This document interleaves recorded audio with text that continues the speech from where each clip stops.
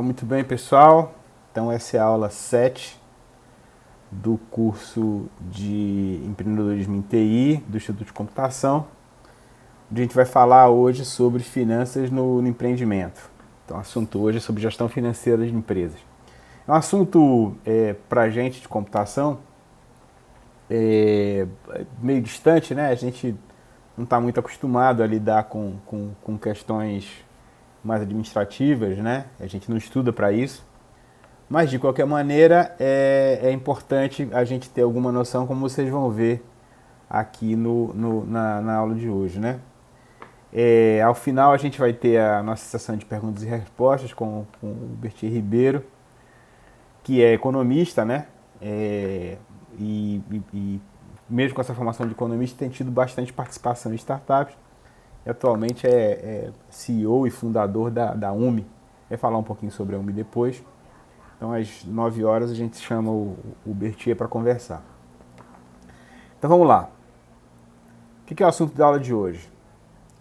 Bom, como qualquer empresa, né, uma startup precisa de dinheiro, né, precisa de capital. Né? A gente vai usar capital, recurso, dinheiro de formas indistintas aqui. Vamos falar várias palavras diferentes para significar a mesma coisa, que é dinheiro, né?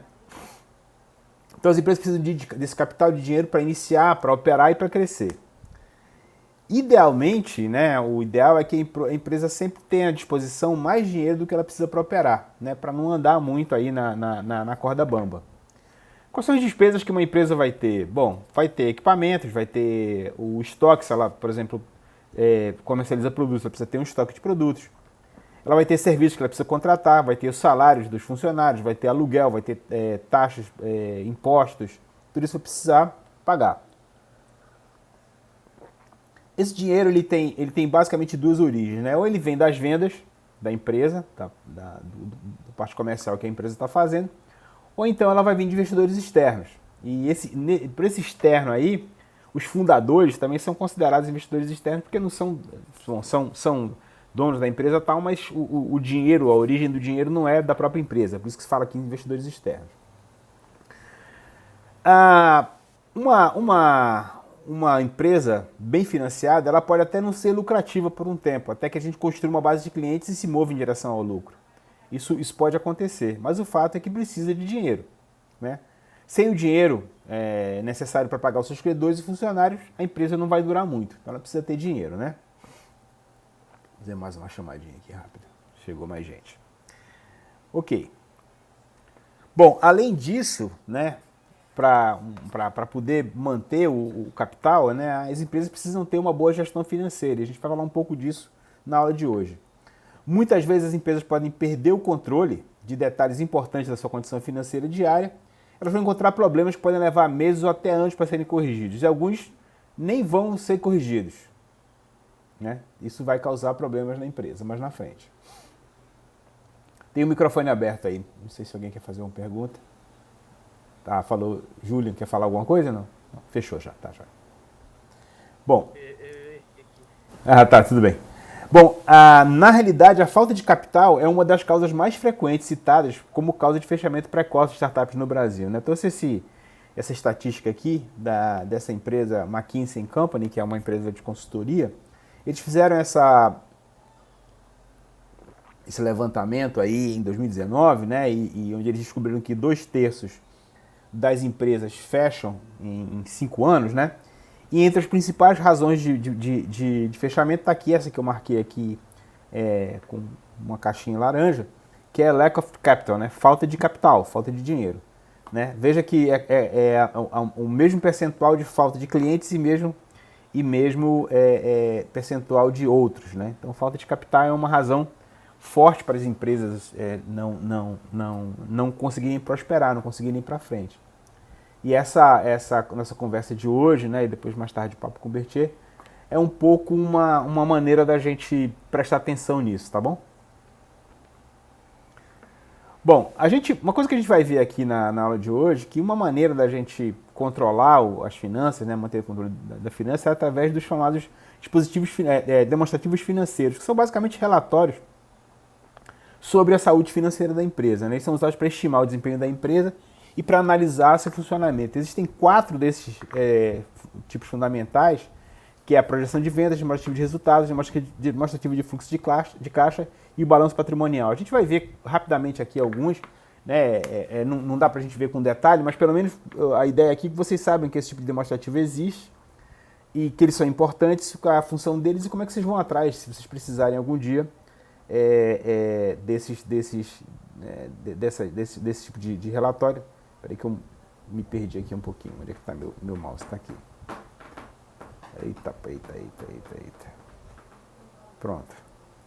Então, eles refletem o histórico operacional da empresa, esses 4 tipos de demonstrativos financeiros, e podem ajudar, né, em previsões financeiras sobre o rumo da empresa. Ajudam a entender se a empresa está atingindo seus objetivos e fornecem informações sobre o que está funcionando e o que não está funcionando na gestão da empresa, do ponto de vista financeiro. Vou rapidamente mostrar esse videozinho aqui, onde um cara muito experiente com relação a startups, ele fala um pouco sobre a necessidade, né, de planejamento financeiro para as empresas. Como sempre, vocês me dizem aí se vocês estão ouvindo ou não, tá bom?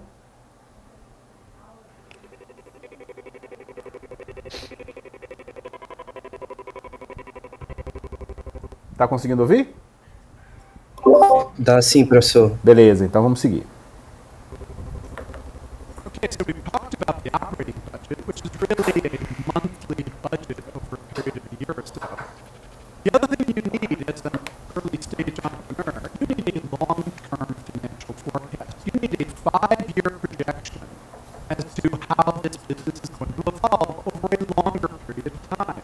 Now, a lot of entrepreneurs, when we ask for a 5-year projection, they say, Bill, you have to be kidding me. I don't know what's going to happen next month. How do you expect me to project 5 years? The reason we ask entrepreneurs to do long-term financial projections is we want to see what's in your head. And we want to see the assumptions you've got about your business, your competitors, and the marketplace in general. This is one of the reasons why it's critically important that you are personally involved in doing your forecasting. You cannot hand this over to some consultant, to some accountant, and say, do a 5-year forecast. Because you have to know deep in your heart and deep in your brain exactly the business that you are planning to build.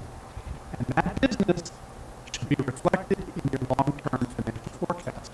So you remember, going back to your business model formula, that's where this fits into your long-term financial forecast.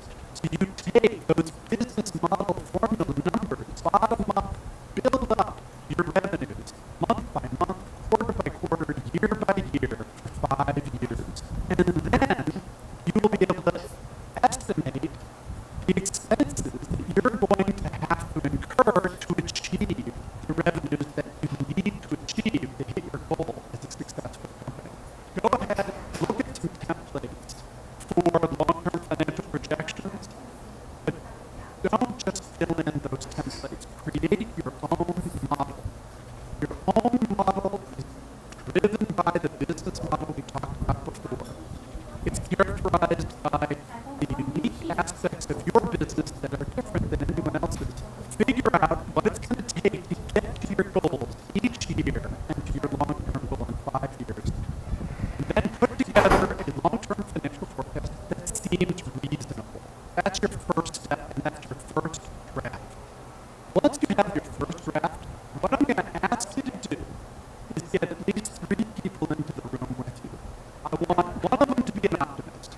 It's probably you. It's probably one of the founders, the visionary. But you don't want your financials to be shaded by your enthusiastic optimist.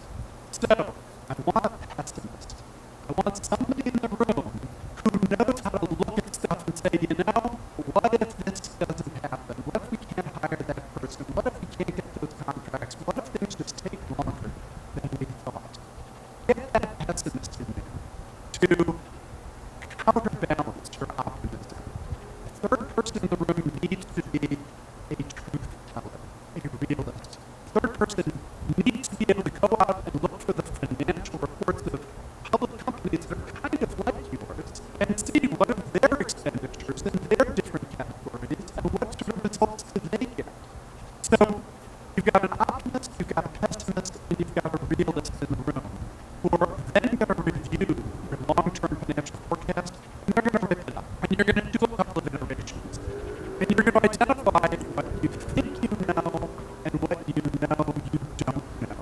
You're going to have to say, okay, we still don't know exactly how this is going to play out, but this is our current estimate. And that's okay, that's fine. It's not going to be something that you have to write in stone, and it's not going to be something that you have to live up to for your investors. We know your long-term forecast is going to be wrong. Don't worry, we already know that. The question is, do we believe that you have the discipline to build out a company against these estimates and get better and better and better at it over time? One of the biggest mistakes entrepreneurs make is their long-term financial forecast doesn't match the rest of their business plan. So for example, you talk about doing direct sales to the market, but your forecast doesn't include direct sales as part of your expenditures. Make sure that your long-term financial forecast matches your business model and matches everything else you're telling investors. You want to make sure that the business that you want to build is accurately reflected in your long-term financial forecast.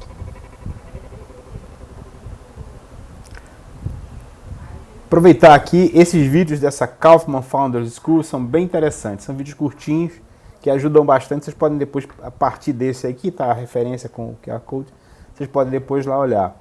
Mas então, o que o apresentador falou aqui pra gente foi, primeiro, você precisa ter um plano de longo prazo, e esse plano de longo prazo ele precisa casar com o seu business plan. Ele não precisa ser perfeito, não precisa ser exato, mas ele precisa apontar o que vai acontecer em 5 anos, isso já depois que a empresa já está constituída, você já sabe o que vai fazer da vida, já tem o produto, né, a empresa rodando. Esse planejamento precisa existir, principalmente quando você quer ir atrás de financiamento, né, de investidores para o seu... Não estou ouvindo o senhor. Ah, não está me ouvindo? Peraí. Por que será? Eu tô ouvindo, professor. Tá? Tô ouvindo também, professor. Opa.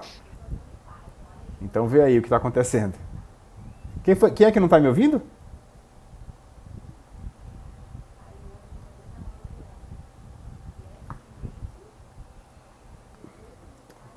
Ó, não sei como é que eu vou fazer. Espera aí, deixa eu ver se eu consigo aqui pelo chat.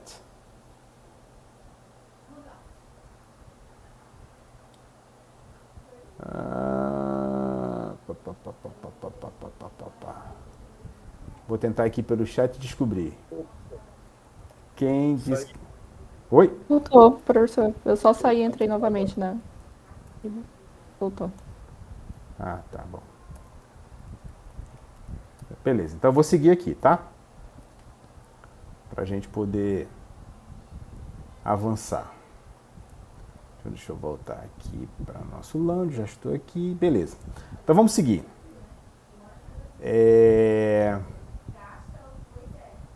Ok. Bom, então vamos seguir aqui. Um aspecto importante da gestão financeira de uma empresa é o gerenciamento de caixa. Quando eu estou falando de caixa aqui, eu estou falando do dinheiro que a empresa possui em determinado momento, tá certo? Então é importante, a gente vai falar um pouco mais sobre mais na frente, mas é importante desde o início definir as políticas de gerenciamento de caixa. Isso ajuda a preservar dinheiro e vai reduzir problemas na tomada de decisão. Quer dizer, como é que você vai usar o dinheiro que tem em caixa? Você vai contratar mais gente? Vai gastar com marketing? Vai comprar equipamento? Né? Vai melhorar as instalações físicas da empresa? Então, tudo isso é preciso a gente planejar. Vamos falar um pouquinho mais sobre isso mais na frente. Então, e é também preciso pensar como é que serão cobrados os pagamentos em dinheiro, né? Como é que vai ser feita a cobrança de quem te deve. Por exemplo, é razoável esperar, em teoria, que os clientes paguem suas contas em dias. Mas, na realidade, nem sempre é esse caso, né? Alguém vai falhar no pagamento e isso pode te prejudicar. Principalmente, por exemplo, com compras do governo, é super difícil, às vezes, você receber, né? Acontecem imprevistos. Empresas B2G têm esse problema, né? Bom, então, começando já aqui mesmo no nosso assunto, né, vamos falar sobre finanças para empreendedores.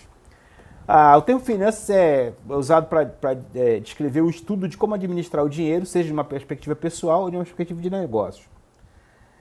Na empresa, as finanças são a área encarregada de obter capital, administrar o capital de forma disciplinada e determinar os melhores usos de acordo com a estratégia e objetivos da empresa.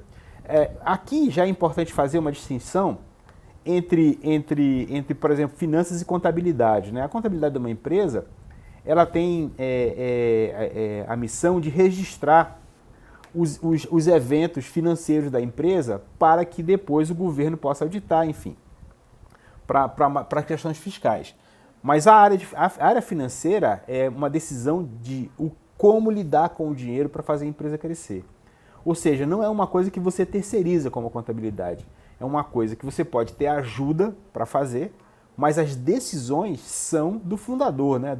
dos titulares da empresa, de quem quer fazer a empresa crescer. Né? Como é que você vai arrumar dinheiro, como é que esse dinheiro vai ser utilizado, né? Como é que você vai fazer isso para alcançar os objetivos da empresa. Então, por isso que é importante essa aula aqui, tá? Não é uma aula sobre contabilidade, é uma aula sobre o que é importante com relação às finanças, né? Para chamar a atenção sobre isso. E vocês não podem, né, como empresários, como fundadores de uma empresa, terceirizar esse conhecimento. É importante que o próprio fundador tome conta disso. Tem muita diferença entre finanças pessoais, acho que a gente tem as nossas finanças, como é que a gente gera nossas finanças, e finanças empresariais, embora sirva mais ou menos uma coisa para outra, né, como disciplina até serve, mas são coisas diferentes, né? E tem grande diferença entre finanças corporativas de uma empresa, tipo uma corporação, e uma startup, que é uma empresa com características diferentes, como a gente já viu aqui na aula várias vezes. Bom, algumas tarefas que são então associadas ao setor de finanças. Desenvolvimento do plano de negócios, né?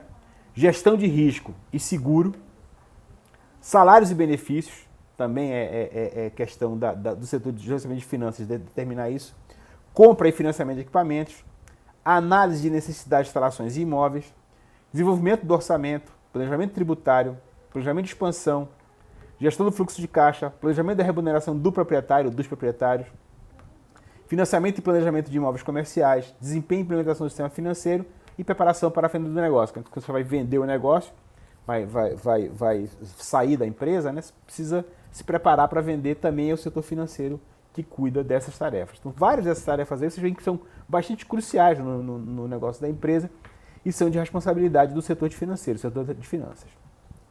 O gerente financeiro geralmente é o responsável pelas finanças do empreendimento.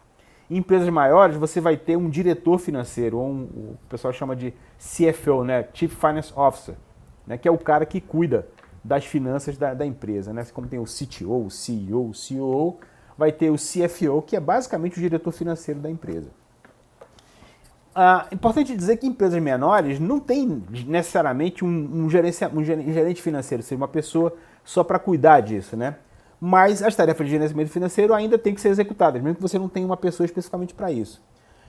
É muito comum que um dos gerentes ou o próprio proprietário faça essas tarefas, né? Cuide do planejamento financeiro, e é por isso que a gente está conversando hoje aqui. Outra opção seria contratar uma empresa que fornece serviços de finanças. Mesmo assim, é importante que o responsável financeiro seja da empresa, né? Seja, por exemplo, o proprietário, um dos titulares da empresa, que é para poder o controle financeiro e o que se vai fazer com o dinheiro para o crescimento da empresa, para alcançar os objetivos, seja casado com gestão de finanças. Tá? Então, eu quero enfatizar bastante isso. Você pode ter uma pessoa que te ajuda, que entende de finanças, mas as decisões financeiras são, em última instância, do dono da empresa, né? dos proprietários da empresa, dos fundadores da empresa. É muito importante essas decisões, né? E às vezes elas são muito cruciais e determinam o rumo da empresa. Bom, ainda sobre tarefas importantes dos gerentes financeiros. Estimar o fluxo mensal de recursos que entra no empreendimento, estimar o fluxo mensal de recursos que saem do empreendimento, comparar as entradas e saídas mensais para ver se a gente está tendo lucro ou não está tendo. Se houver recursos em excesso, planejar como usar esses recursos para crescimento ou investimento. Se os recursos forem escassos, ajustar as entradas ou saídas e procurar outras fontes de financiamento. Se forem necessárias as fontes de financiamento, analisar alternativas para encontrar a fonte mais eficiente, por exemplo, investidores, quem que é o melhor investidor para a minha empresa. Estabelecer um processo para monitorar e avaliar os resultados financeiros também é papel do gestor financeiro da empresa. Vou passar esse videozinho aqui sobre a importância da gente ter disciplina no gasto das empresas, né? Por que isso é importante? Esse vídeo só é 2 minutos e meio.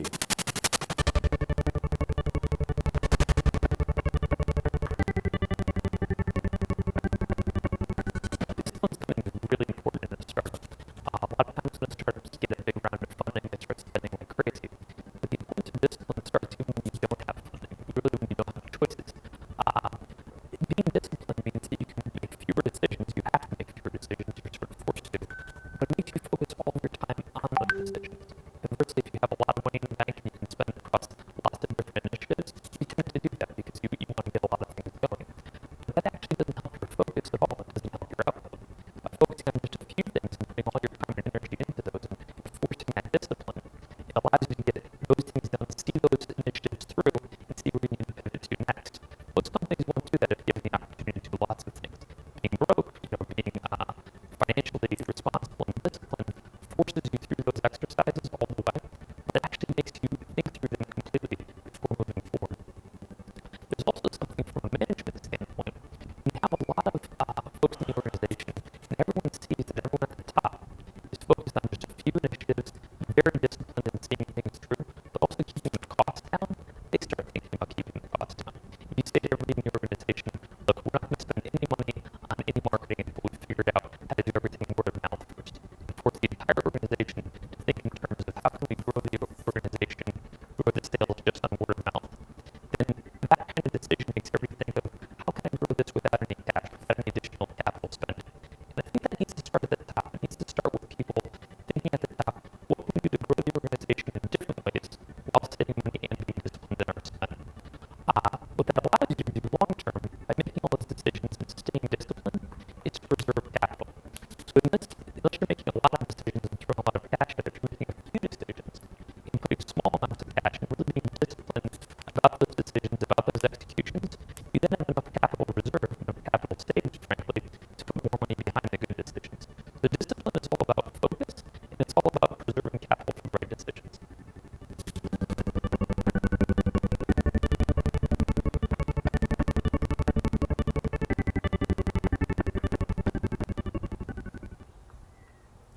Legal. Esse vídeo ele é mais sobre como é que a gente, por que a gente deve preservar dinheiro. A gente não deve gastar o dinheiro da empresa de maneira não pensada, não planejada, né? Quer dizer, é importante que a gente tenha disciplina no gasto do recurso. Esse vídeo é sobre isso.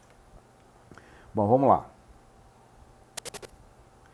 Bom, falando sobre isso, né, tem dois conceitos muito importantes relacionados a essa história de como é que você gastar dinheiro com disciplina, né, que é o conceito de burn rate e de runaway.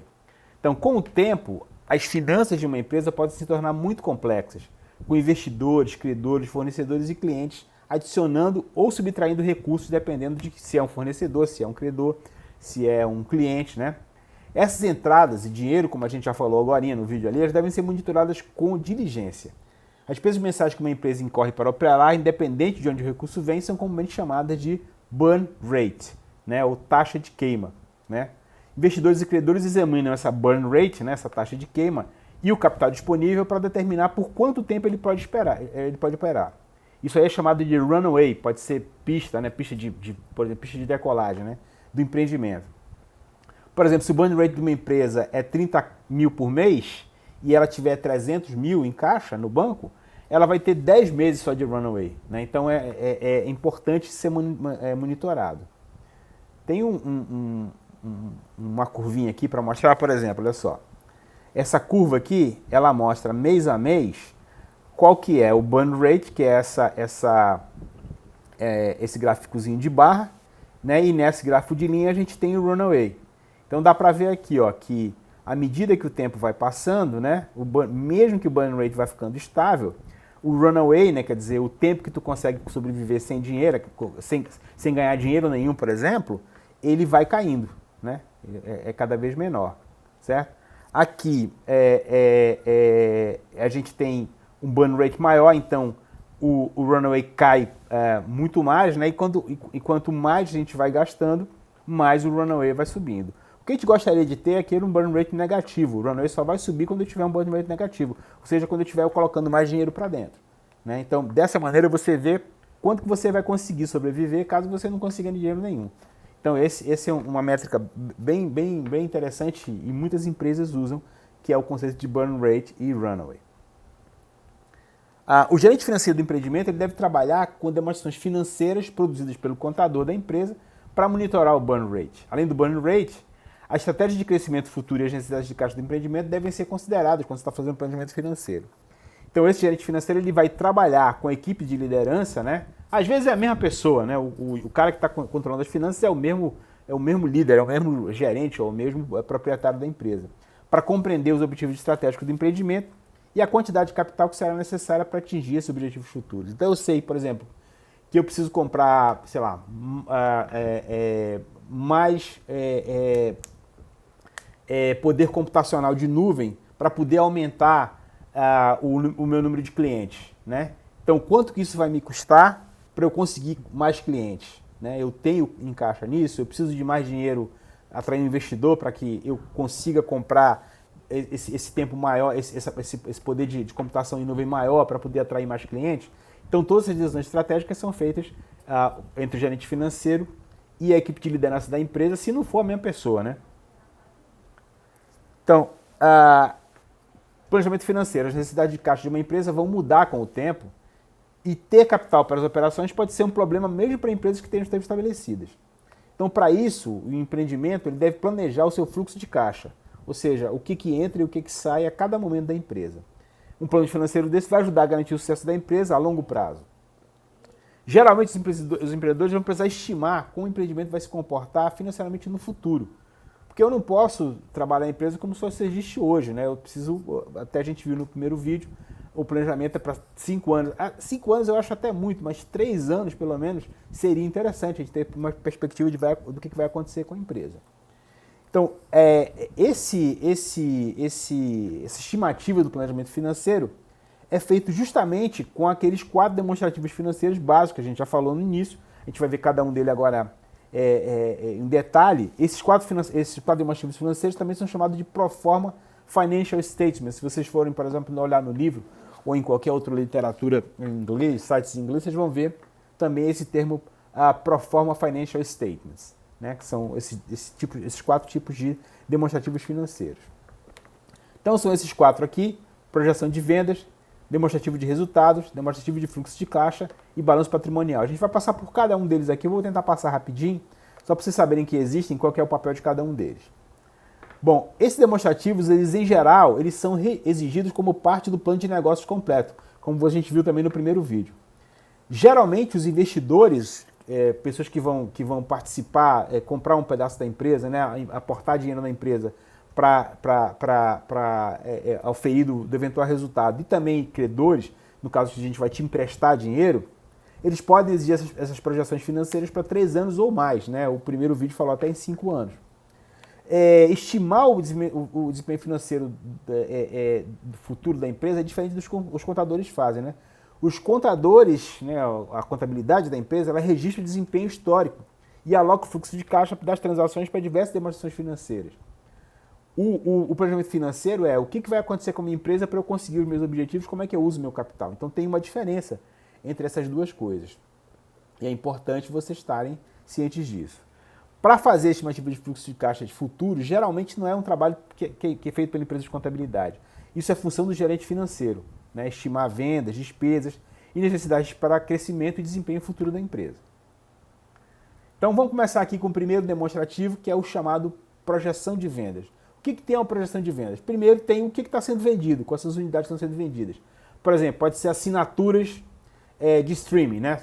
Minha empresa está fazendo streaming de vídeo. Então eu tenho, por exemplo, assinaturas de vídeo, né? Assinaturas de streaming, né? Eu posso ter, por exemplo, planos familiares com preços diferentes. Então, quais são os produtos, quais são as unidades que eu estou vendendo? Então, tem o preço de cada unidade dessa, né? Quanto custa uma assinatura simples, uma assinatura premium, uma assinatura família, uma assinatura anual, uma assinatura mensal, né? Quanto é que custa isso aí?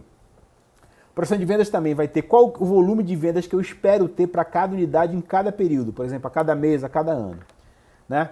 A projeção de vendas também vai ter a variação do volume de vendas entre os períodos devidos à ocorrência, como, por exemplo, taxa de penetração de mercado. Então eu planejo que, sei lá, em 6 meses a minha penetração de mercado vai aumentar. Então o que vai acontecer com as minhas vendas quando eu conseguir, por exemplo, penetrar no mercado, sei lá, eu opero em Manaus, agora eu vou conseguir penetrar no mercado de São Paulo. Quando é que as minhas vendas vão aumentar se eu conseguir fazer isso?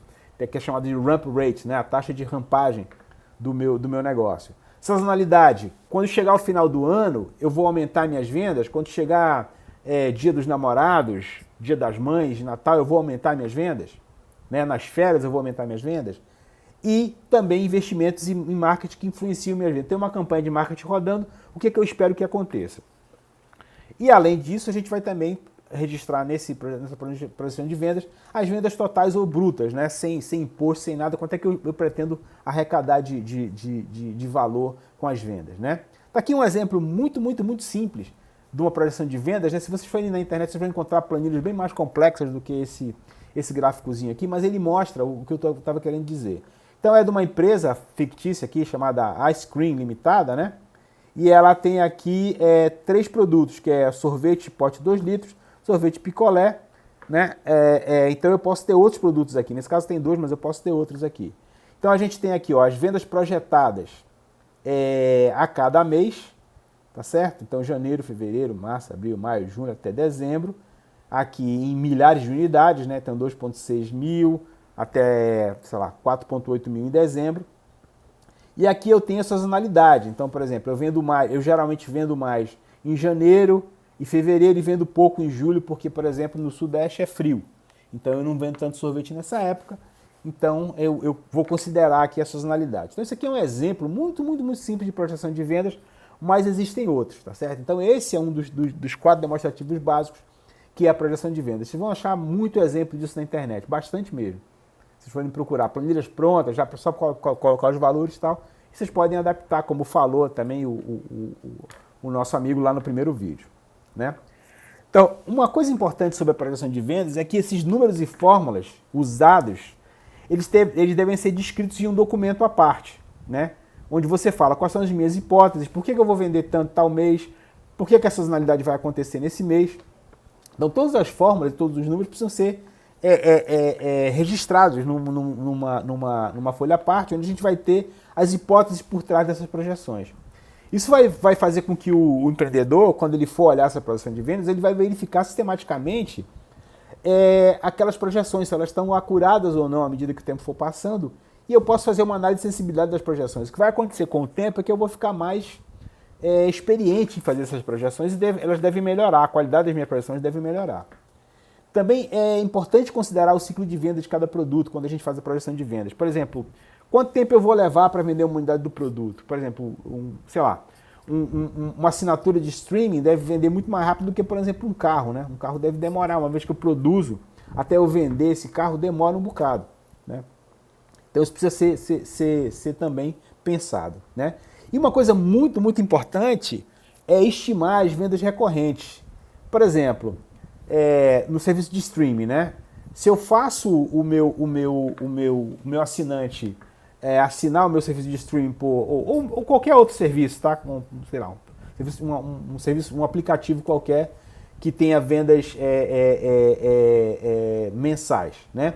Então, se eu faço a pessoa assinar o meu serviço de streaming hoje, né, é mais fácil que no mês que vem aquela pessoa, se gostou do meu produto, volte mantenha a sua assinatura, né, renove a sua assinatura.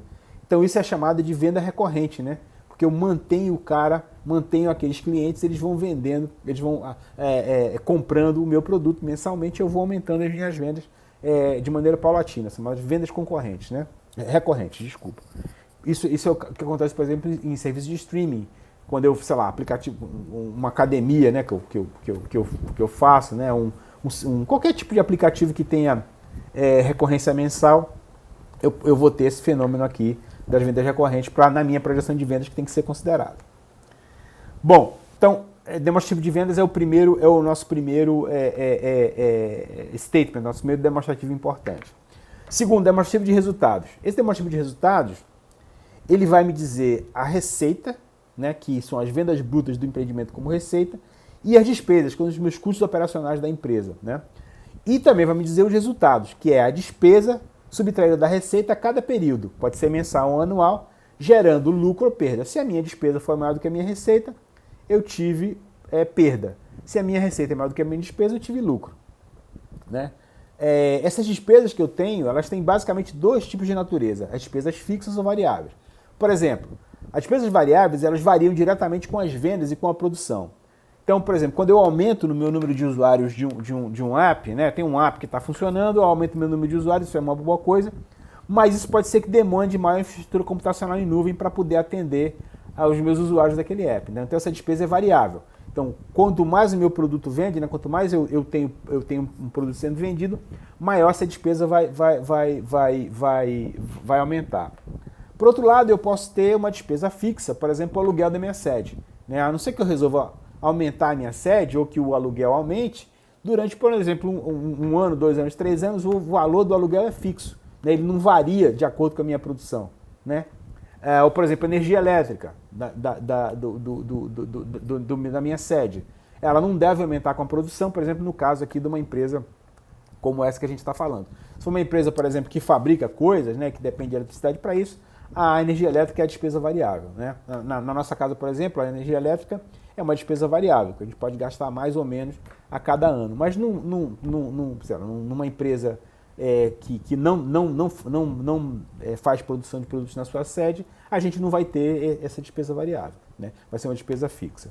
A despesa variável vai ser, por exemplo, despesa com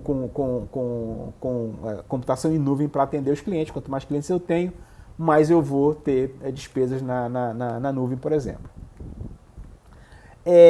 O demonstrativo de resultado, ele geralmente traz como indicadores de resultado um indicador muito utilizado em empresas, que é o chamado de EBIT ou EBITDA. O que é esse EBITDA ou EBIT? Vocês vão ouvir falar muito nisso. Muitos investidores gostam de olhar esse número para determinar se a empresa está indo bem ou não. O EBITDA é o lucro, né, o lucro que a empresa tem antes de você retirar daí juros, né, se você está pagando juros de algum empréstimo, impostos, né, depreciação e amortização. O que é depreciação? Depreciação é o desgaste dos ativos de capital, por exemplo, equipamentos e imóveis. Então, à medida que você, por exemplo, você comprou um computador, tirou da loja, ele vai desgastar e daqui a algum tempo ele vai deixar de funcionar, você vai gastar dinheiro com ele. Ele vai te servir alguns tempos. Então, a depreciação, né, do valor daquele computador ao longo do tempo, ele entra aqui. Né? E a amortização é perda de valor de bens intangíveis. Por exemplo, você tem uma patente e essa patente ela vai expirar em determinados anos, então você tem uma amortização do valor dessa patente ao longo dos anos. Né? O EBIT ou o EBITDA, eles dão o teu lucro, digamos assim, bruto, né? Antes que você desconte essas coisas. Né? Porque aí, essas coisas todas você tem a obrigação de fazer, com certeza. Mas as outras despesas são despesas que você pode segurar. Né? Então, dá para ver se você está gerindo bem a empresa, se a empresa está indo bem, se o teu lucro cobre pelo menos as despesas que não são essas aqui. Juros, impostos, depreciação e amortização. Então, no caso do EBIT, né, a gente não conta depreciação e amortização. E no caso do EBITDA, né, tem lá o D e o A no final, a gente vai contar a depreciação e amortização também. Então, os dois indicadores são bastante usados para saber se a empresa está sendo bem gerida. Um outro indicador importante é o tal de lucro líquido ou lucro tributável, que já inclui, né, todas essas coisas, juros, impostos, etc. Que é o que sobra depois que todas as despesas são subtraídas, inclusive impostos e juros. Né? E o lucro da empresa, que é o que sobra depois dos impostos. Né? Os titulares da empresa, eles podem decidir que o lucro vai ser distribuído pelos acionistas ou se vai ser reinvestido na empresa. Isso é uma decisão que cada empresa vai tomar. Numa startup, geralmente faz mais sentido você reinvestir o lucro. Você paga um salário, né, um prolabore para os titulares da empresa, para ele continuar operando a empresa, mas reinveste todo o lucro, se tiver lucro, certo? Então, todos esses indicadores vão aparecer no demonstrativo de resultados ou no DRE. Está aqui um exemplo também bem simplesinho que eu achei na internet, mas tem várias planilhas que mostram esses demonstrativos aqui. Então, por exemplo, você tem aqui a receita bruta, deduz e abate as despesas, vai ter receita líquida, tira os custos, vai ter o chamado lucro bruto, tira as despesas administrativas financeiras, mão de obra, outros custos, aí vai ter o EBITDA, né, que é o lucro antes de juros, impostos, depreciação e amortização, que é um indicador, como eu já falei, muito importante para as empresas em geral. Depreciação de despesas financeiras, aí já levando em consideração a depreciação, a provisão de impostos e taxas e resultado líquido final. Qual desses aqui é o mais importante? Todos são, né? Todos são importantes. O que acontece entre os impostos, o que acontece quando você paga as despesas, o que acontece quando você paga as taxas e impostos, que são coisas que você não pode evitar de pagar, né? O EBITDA então, é muito utilizado nesse sentido. Muitas empresas utilizam o EBITDA como seu principal indicador financeiro, né? Principalmente quando está para receber investimento. Bom, então vimos até agora a previsão de vendas, né? A projeção de vendas. Vimos o demonstrativo de resultados. Aí o terceiro tipo aqui, que é o demonstrativo de fluxo de caixa. Esse demonstrativo de fluxo de caixa, ele descreve o fluxo do dinheiro, chamado caixa, que é o quanto a empresa tem de dinheiro em determinado momento, para dentro e para fora da empresa durante o período de tempo. Esse fluxo de caixa é importante porque ele destaca a diferença entre dinheiro e lucro, né? Entre o que você tem de fato nas mãos e quanto você está lucrando. Os lucros eles podem aparecer no DRE, no demonstrativo de resultados, sem que a empresa tenha recebido qualquer dinheiro. Por exemplo, a empresa pode registrar uma venda e contabilizar aquela venda, aquela receita com aquela venda, no demonstrativo de resultados, mesmo que nenhum pagamento tenha sido feito ainda. Por exemplo, isso vai ocorrer em transações de crédito, né? Então você vende a crédito, vende muito a crédito, né? Você contabiliza isso como receita, mas isso não entrou no teu caixa. Então o demonstrativo de fluxo de caixa ele separa esse lucro do realmente que você tem em caixa, que você tem em dinheiro. Ele é vital para monitorar a real posição do caixa da empresa, porque é o seguinte, para pagar a despesa, não adianta você dizer, eu estou para receber 1 milhão daqui a 3 meses. Você precisa de dinheiro agora para pagar as suas despesas. Então, para pagar a despesa é preciso ter caixa. Então, é preciso monitorar o fluxo de caixa justamente para saber se você tem dinheiro. Não que se você terá daqui a 2 meses, 3 meses ou 1 ano, tá certo? Isso é o teu lucro, né? Mas o que você tem em caixa é importante para a empresa continuar funcionando, né? Porque você precisa de dinheiro para pagar suas despesas. Então, no fluxo de caixa, você vai ter, no demonstrativo de fluxo de caixa, vai ter as despesas operacionais, são os resultados de caixa das principais atividades geradoras de receita da empresa, as atividades de investimento, por exemplo, se você vai comprar ativos, vai comprar ações de outras empresas, né? E venda de ações mantidas com investimento de empresa também vai estar aqui no fluxo de caixa. Atividade de financiamento, por exemplo, quando você emite novas ações, quando você vende pedaços da empresa para outras pessoas, né? Então, pagamento de dividendos aos acionistas, empréstimo de dinheiro de bancos e reembolso de valores prestados, está tudo aqui na atividade de financiamento. Então, esse demonstrativo de fluxo de caixa também mostra a variação líquida do caixa no patrimônio. Líquida é depois das despesas, né?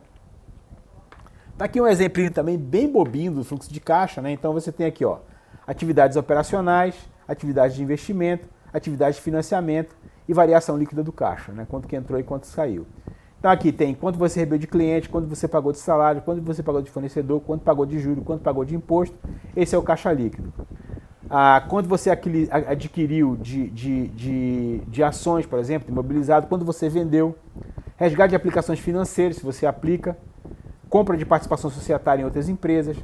E aí você tem o caixa líquido. Atividade de financiamento, emissão de ações, pagamento de dividendos, emissão de debêntures, que é uma maneira de distribuir lucro, recompra de ações, amortização de empréstimo, tudo isso são atividades de financiamento, então, que são demonstradas no fluxo de caixa.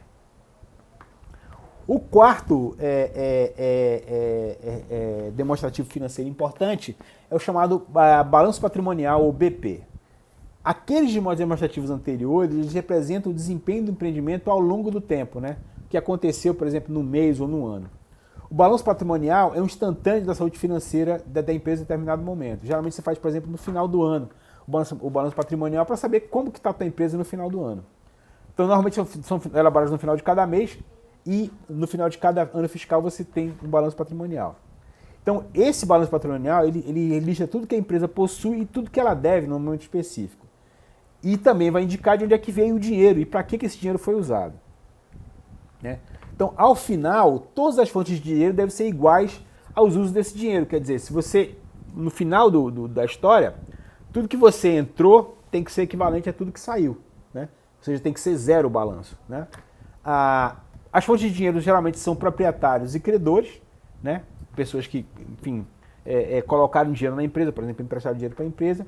Esses credores emprestaram o dinheiro ao empreendimento e assim eles vão criar passivos. A empresa deve devolver o que foi emprestado acrescido de juros, se esse for o caso, né? Embora, em muitos casos, as startups não emprestem dinheiro. Geralmente elas vendem parte das suas ações para financiar o seu negócio. Isso é muito mais comum. Os proprietários, eles investiram seu dinheiro, por exemplo, até acionistas, né, investiram seu dinheiro na empresa ou permitiram que os lucros fossem retidos ao invés de retirá-los na forma de pagamento de dividendos. Então, nesse caso dos proprietários, é entendido que esse empreendimento ele deve a seus proprietários aquele dinheiro que os proprietários investiram ou deixaram de retirar e colocaram na empresa, né?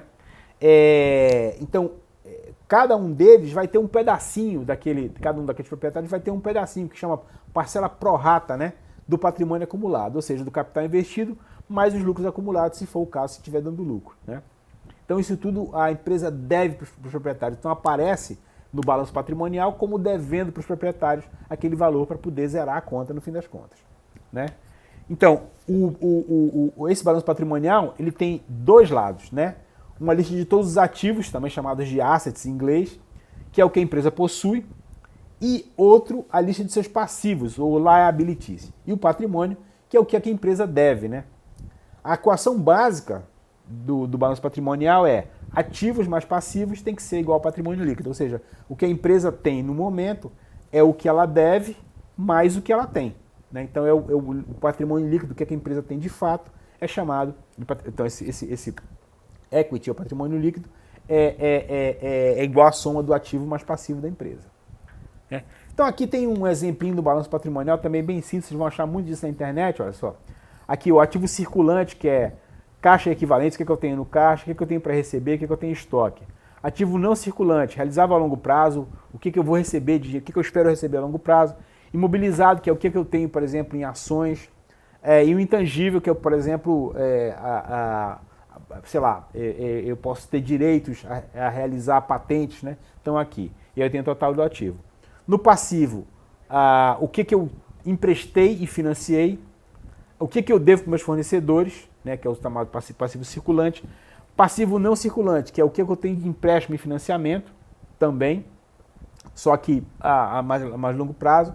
E aí só o patrimônio líquido, né, que é o capital social da empresa e a reserva para lucros. Então veja, no final das contas, o total do ativo e o total do passivo tem que ser iguais, né? Tem que zerar o meu balanço. Bom, a gente então viu os 4 tipos de demonstrativos financeiros que uma empresa vai ter, né? Vamos recapitular aqui rapidinho.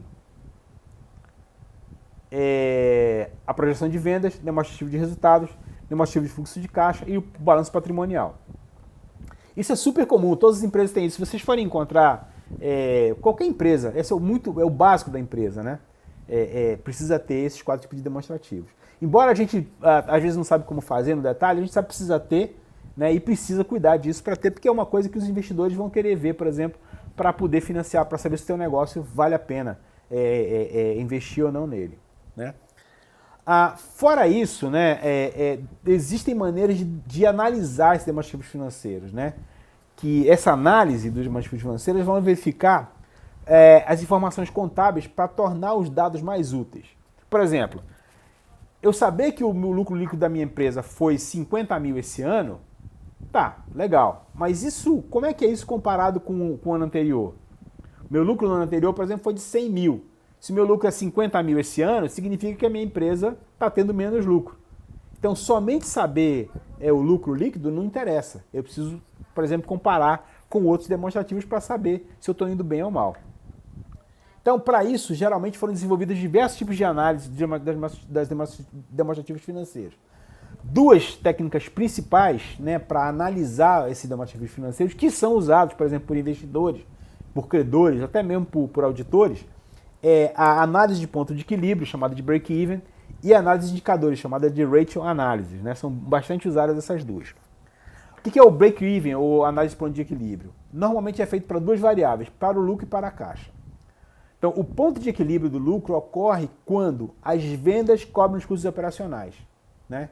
Então, quando eu consigo vender o suficiente para cobrir meus custos, eu digo que eu alcancei o ponto de equilíbrio ou o ponto de break-even do meu lucro, né?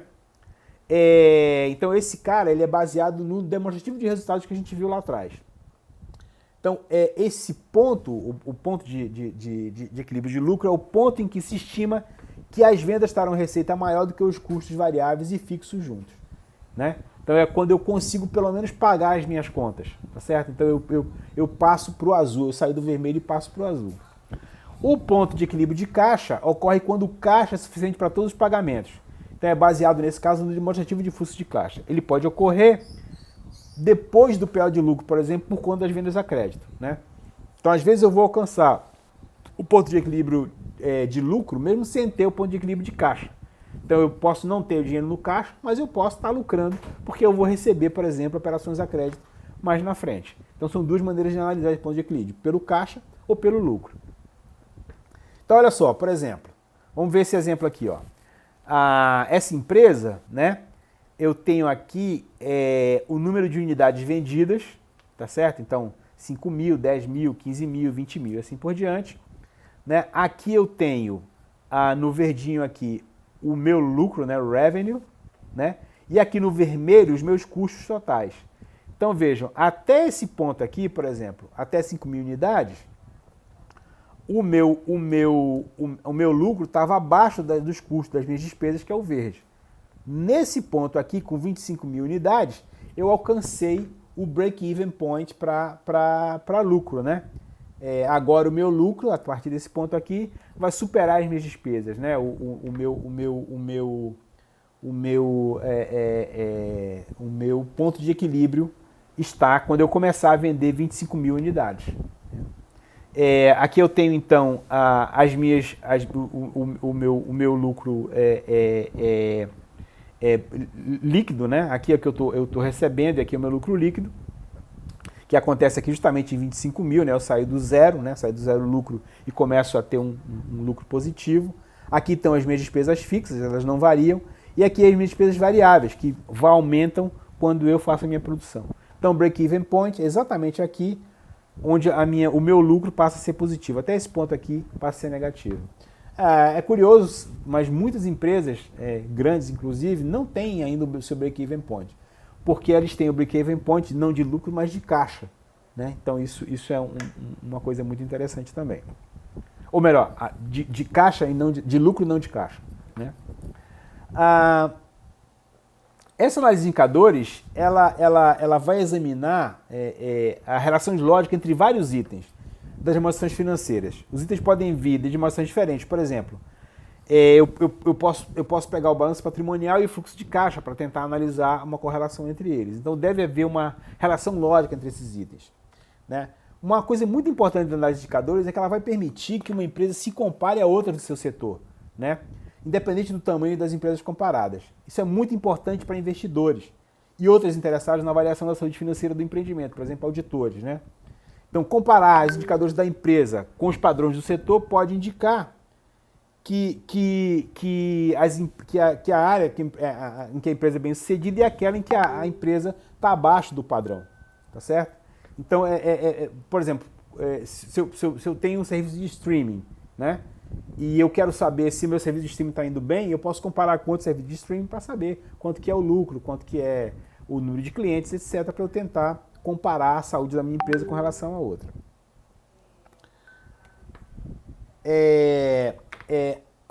Então, agora falando sobre análise de indicadores, né? Tem 4 indicadores básicos aqui para a gente olhar: liquidez, atividade, lucratividade e endividamento. Né? A tendência no desempenho de uma empresa são facilmente identificados quando a gente compara esses indicadores no período atual com períodos anteriores. Determinados setores, dependendo, por exemplo, bancos ou startups de fintech ou startups de sei lá, game, né? Vão ter indicadores diferentes para aquele setor, né?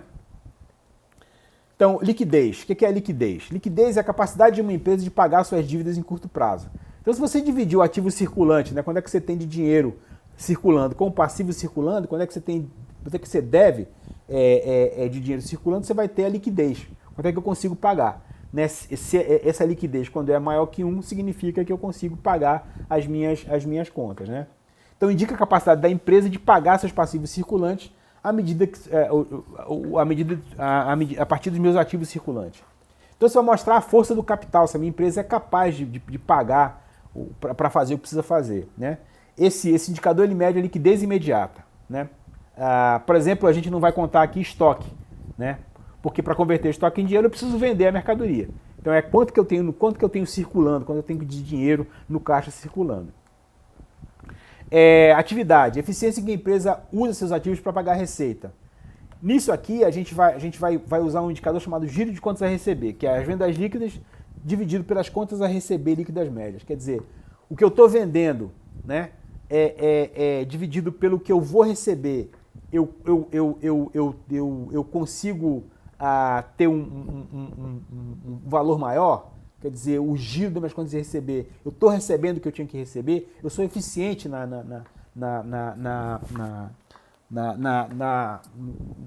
em captar o recurso que me é devido. Por exemplo, você deve considerar reduzir um valor provisional para devedores duvidosos, né, para a gente chegar a um valor líquido. Contas a receber líquidas médias são a soma dos valores de contas a receber no início, no final do ano, dividido por 2. É como se fosse uma média bastante grosseira do que eu tenho para receber. Lucratividade. Mede o sucesso operacional geral da empresa, ou seja, o seu desempenho financeiro. Então eu vou comparar lá lucros com vendas e investimentos. Com o tempo, esses índices podem indicar o quão bem ou mal a administração está operando o negócio. Quer dizer, eu consigo lucrar com a minha venda e com meus investimentos, ou o que eu estou vendendo não está me dando lucro, né? Dois indicadores de lucratividade comuns são retorno sobre as vendas e retorno sobre o patrimônio líquido. Então, se eu dividir o meu lucro líquido pela minha venda líquida, o que acontece? Eu estou tendo retorno das minhas vendas ou não? Né? Eu estou lucrando ou não estou lucrando? Né? Retorno sobre o patrimônio líquido ou ROI, lucro do líquido pelo patrimônio líquido. Quando eu divido o que eu estou lucrando pelo que eu tenho de patrimônio, isso é alto ou baixo? Né? Também é um indicador importante, nesse caso, que mede o lucro da empresa, aquela capacidade da empresa de gerar lucro. Né? Então, esses indicadores aí, o retorno sobre vendas e o retorno sobre patrimônio líquido. Outro indicador importante, endividamento. Qual a capacidade de pagar dívidas de longo prazo? Então, alguns investidores e credores, eles vão estar interessados em saber como é que a empresa é financiada, por dívida ou por capital próprio. A empresa ganha o suficiente para pagar os juros de seus empréstimos de vencimento ou eu estou devendo dinheiro muito na praça? Dois indicadores, razão de dívida por capital próprio, que é a dívida total dividida pelo patrimônio líquido, e razão de juros e ganhos, que é a renda antes de juros e impostos e despesas de juros. Veja que eu estou misturando indicadores aqui daqueles vários relatórios que a gente viu anteriormente, né? Aqueles vários demonstrativos que a gente viu anteriormente.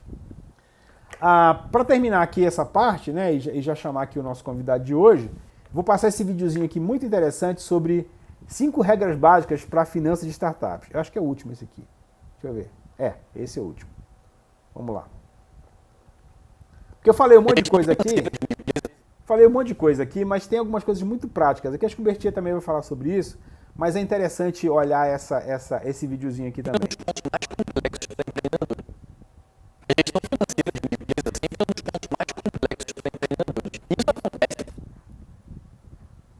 Opa, peraí.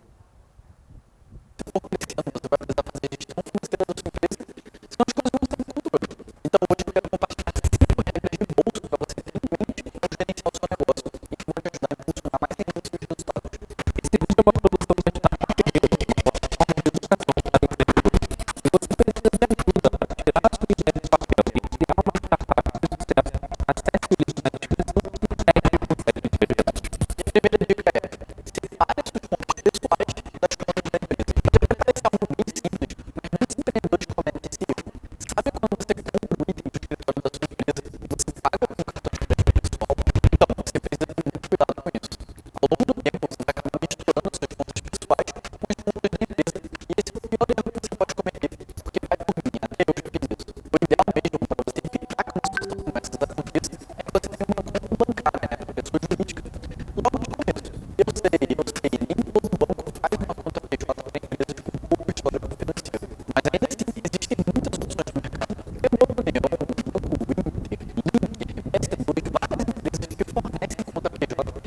consegue abrir até mesmo com o celular. O grande ponto aqui é que você deixa bem separado o que é despesa da empresa e o que são suas despesas pessoais. E é claro que às vezes acaba acontecendo de você pagar uma conta de crédito no seu cartão pessoal. E quando acontecem situações como essa, você precisa fazer um reembolso para você mesmo. Isso mesmo, você precisa fazer um reembolso. Pode até parecer uma loucura em primeiro momento, mas você precisa registrar todas as movimentações que aconteceram na sua empresa. Cada movimentaçãozinha que acontecer vai ser muito importante no futuro. Por exemplo, a família quiser investir na sua empresa, o investidor vai querer olhar o seu fluxo de caixa. E se você não tiver o controle de despesas, os dados não vão bater e o investidor pode achar que você está escondendo alguma coisa. Então evite isso e anote todas as despesas e separe as contas. O que é seu, é seu. O que é da empresa, é da empresa. Então vamos para a segunda dica, que é faça demonstrações financeiras. As demonstrações financeiras são relatórios que te ajudam a entender. São aqueles que a gente acabou de ver, tá? Os demonstrativos financeiros.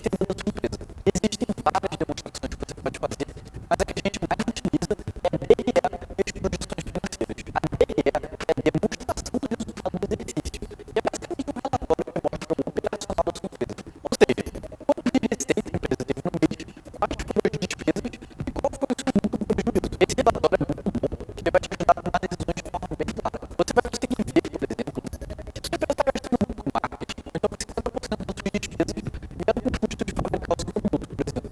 Esse grau de clareza vai te ajudar a saber como agir para corrigir seus erros e aumentar o seu lucro. Já as projeções financeiras complementam a sua DRE. Quando você sabe como a sua empresa está indo hoje em dia, fica muito fácil você projetar como vai ser o desempenho nos próximos meses. Ou seja, se você perceber que a sua empresa vai ficar sem dinheiro nos próximos meses, você precisa começar a agir desde agora. Você precisa saber se você precisa captar investimento, se você precisa ajustar alguma estratégia, se você precisa cortar algum custo. E isso tudo as projeções que vão te ajudar a tomar essas decisões. E essas são as demonstrações financeiras mais importantes para você acompanhar. Se você não sabe o que é uma DRE, uma projeção financeira, não se preocupe. Veja aqui na descrição do nosso link do Giro Prime, que é o nosso Netflix para empreendedores. Nele você vai encontrar modelos para baixar de DRE, de projeção e de vários outros relatórios. A terceira dica é crie uma rotina financeira. Um grande problema da maioria dos empreendedores é que eles não são tão organizados. Então eles acabam esquecendo de atualizar a sua planilha de DRE, não emitem notas fiscais na data correta, atrasam o pagamento de funcionários, de fornecedores e por aí vai. O que funciona para muitas startups e que ainda não tem funcionário para lidar exclusivamente com as tarefas financeiras, administrativas, é você criar um dia dedicado para o lado administrativo e financeiro. Ou seja, você vai separar 1 ou 2 dias no mês para lidar com esses assuntos mais financeiros, mais administrativos. E essa é a melhor coisa que você pode fazer. Por exemplo, todo dia 2 eu vou atualizar minha planilha financeira e categorizar as receitas e despesas. Ou então, todo dia 30 eu vou emitir as notas fiscais e pagar os funcionários. Isso vai permitir que você não esqueça ou deixe de acumular tarefas e que esteja sempre em cima dos seus números. Outra dica é você colocar no seu calendário do e-mail um evento todo mês que vai ser esse dia que você vai separar para fazer as análises da sua empresa. Agora, a quarta dica de gestão financeira é que você tenha indicadores financeiros. Opa. A gente sempre repete por aqui que likes e seguidores não pagam boletos. Já vimos aqui também, a gente viu já vários indicadores aqui agorinha. Você precisa estabelecer quais são as metas que você precisa saber e acompanhar a evolução delas mês a mês. Um exemplo de métrica muito bom para você acompanhar no início das operações é o burn rate. Burn rate, falando sobre burn rate. Você queima por mês enquanto não atinge a lucratividade. Uma empresa demora para ser lucrativa. Então você acompanhar essa evolução do prejuízo é muito importante. Quanto dinheiro que a sua empresa perde por mês? Essa perda está diminuindo? Outro indicador muito importante é a evolução da receita. Ou seja, comparando com o mês anterior, a sua receita está maior ou ela está menor? Você está conseguindo mais clientes? Os seus custos para entregar o seu produto estão aumentando? É muito importante você estabelecer 3 ou 4 indicadores no máximo para você acompanhar mês a mês. Assim você vai conseguir saber rapidamente se você está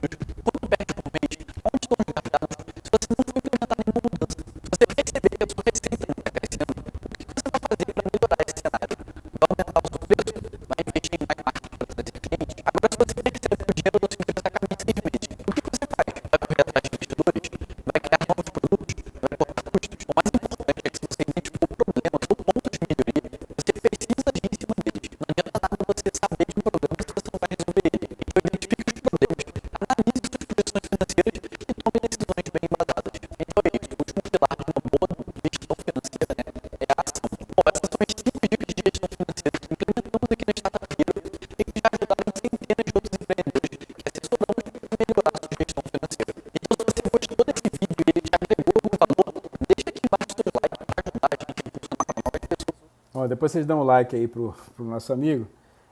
Vejo que são questões muito práticas, tem muito a ver com o que a gente falou. Eu até botei aqui no final porque dá uma resumida aqui geral, tá bom? Então, essa só foi nossa aula sobre gestão financeira, muito rápida, muito superficial, mas se vocês quiserem mais detalhes, do capítulo 8 do nosso livro texto, tem tudo que eu falei aqui com muito detalhe. E claro, quando você implementar, a gente já sabe que tem que estudar, tem que ver os detalhes aí de todos os demonstrativos, e eu queria mais mostrar que eles existem, que são importantes para a empresa poder rodar. Bom, vamos agora receber aqui o nosso convidado. Vou passar o link dele, ele vai entrar pelo Meet. Deixa eu só passar aqui o link para ele, só um segundinho, que é o Bertier Ribeiro. Só um segundo, vou passar aqui o link para ele. Ele já vai entrar aqui para conversar com a gente. Pronto. Então, Bertier Araújo, né? Bertier Ribeiro, porque o outro nome dele é Ribeiro. Bertier Araújo é atual CEO da UMI, né? Antes foi head de um produto da Melius, também ajudava com a parte financeira, com a gestão financeira da Melius, e foi gerente de ativos do Pactual. Vou pedir para falar um pouquinho sobre a história dele, quando ele entrar aqui já, e a gente já vai conversar. Eu vou tirar aqui o PowerPoint e vou compartilhar a tela aqui do Meet. Só um segundinho então, pessoal. Fala, Bertier. Opa, boa noite, tudo bem? Tudo bom? Só um minutinho que o pessoal ainda não está te ouvindo. Já vou passar. Só um segundinho aqui que eu tenho que parar uma tela e compartilhar a outra. Tranquilo. Então vamos lá. Agora, acho que vocês vão começar a ver e ouvir o Bertier nesse momento. Estão vendo aí o Bertier, pessoal? Sim, professor. Bertier, fala oi aí, pessoal. Oi, pessoal, tudo bem? Boa noite. Estão ouvindo o Bertier aí? Boa noite. Sim. Ah, legal. Ele não consegue escutar vocês, tá certo? Mas eu vou fazendo aqui o meio de campo. Bertier, muito obrigado aí, cara, por parar aí teus afazeres para atender a gente aqui. Não sei que fuso que tu estás, mas aqui são 9, aí já deve ser a noite também, não sei. Então, 10. 10, né? Então, 10 muito obrigado aí pela tua disposição em colaborar com a gente, né? Como tu viste, o curso aí, a gente tem tido bastante convidados, tem sido muito interessante. A sala tá cheia hoje, né? Ameacei o pessoal de levar falta, então o pessoal tá aqui, tá todo mundo aqui.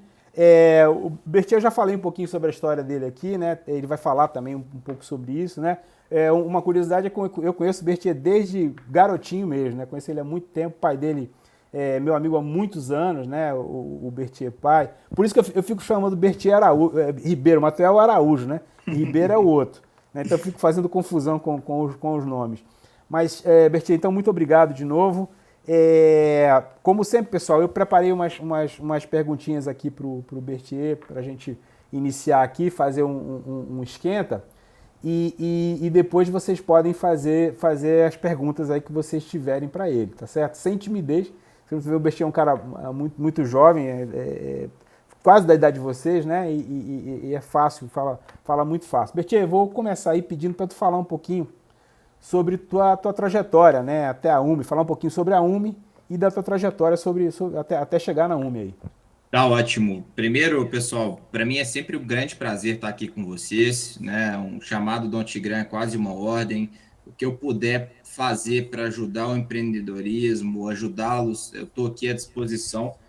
E não importa a hora, não importa de onde, né? O importa é ajudar e ajudar essa comunidade a ficar ainda mais forte, né? Louvável o processo que vocês estão participando, o que o Tigrão, o Edileno e todos os outros professores fizeram. E eu sou o maior torcedor, apoiador, e o que eu puder fazer aí para ajudar, eu estou 100% à disposição. E eu acho que a ideia aqui, como o Tigrão falou, é fazer uma conversa bem aberta, né? Então, sintam-se à vontade para fazer qualquer tipo de pergunta, tirar qualquer tipo de dúvida. Ao final, eu vou compartilhar meu telefone. Se quiser mandar um WhatsApp, eu vou estar à disposição também. Mas o meu intuito aqui é ajudar da forma que for possível, tá? Eu acho que falar um pouco sobre mim sempre tem muito a ver com a UMI hoje, né? E eu gosto de começar contando um pouco da história, falando sobre os 4 sócios fundadores.